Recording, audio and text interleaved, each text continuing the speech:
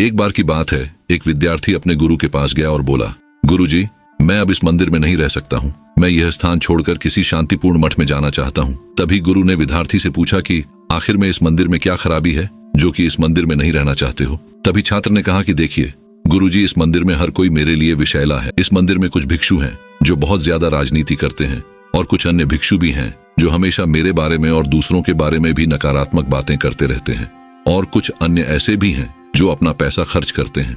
पूरे दिन कुछ भी नहीं कर रहा हूँ, सिर्फ गपशप कर रहा हूँ। मुझे नहीं लगता कि मैं इस मंदिर में अपने आध्यात्मिक जीवन का अभ्यास कर सकता हूँ।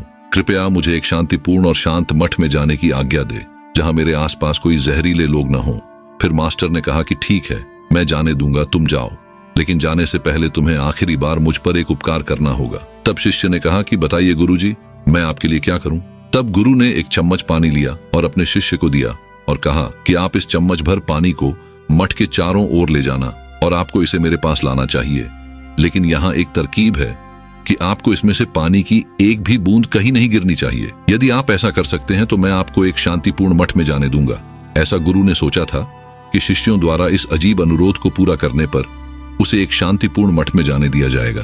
फिर छात्र ने पानी का एक चम्मच लिया और उसे मठ के चारों ओर पूरी तरह से ध्यान केंद्रित करके घुमाया और उसमें से एक भी बूंद महसूस किए बिना घुमाया। इसलिए कुछ घंटों के बाद छात्र वापस आ गया। फिर छात्र ने प्रसन्न चेहरे के साथ कहा, गुरुजी, मैंने इस चम्मच भर पानी को मठ के चारों ओर ले आया, यहाँ तक कि इससे एक बूंद भी नहीं गिरी। इसलिए अब मुझे एक शांतिपूर्ण मठ में जाने दो।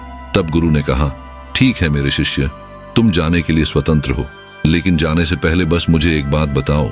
जब आप मठ के चारों ओर चम्मच भर पानी ले जा रहे थे, क्या आपने किसी भिक्षु को राजनीति के बारे में बात करते हुए सुना? क्या आपने किसी अन्य लोगों के बारे में गपशप करते हुए सुना? क्या आपने किसी भिक्षु को नकारात्मक बात करते हुए सुना?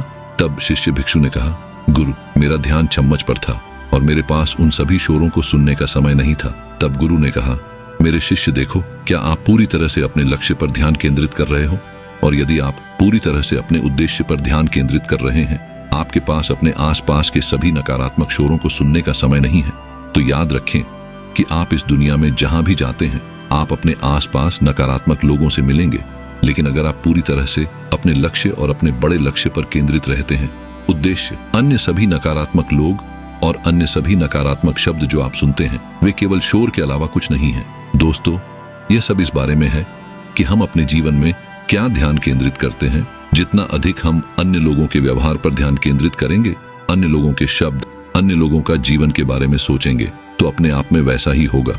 हमारे आसपास बहुत सारे जहरीले लोग हैं, लेकिन अगर हम खुद पर, अपने लक्ष्य, अपने उद्देश्य पर ध्यान केंद्रित करते हैं, तो वे सभी नकारात्मक चीजें सिर्फ एक शोर के अलावा कुछ नहीं रह जाएंगी। देखो, अन्य लोगों की आलोचना करना आसान है, लोगों के अंधेरे पक्ष और नकारात्मक पक्ष को देखना आसान है, लेकिन लोगों के उज्जवल पक्ष को देखने के लिए बहादुरी और दयालु हृदय की आवश्यकता होती है।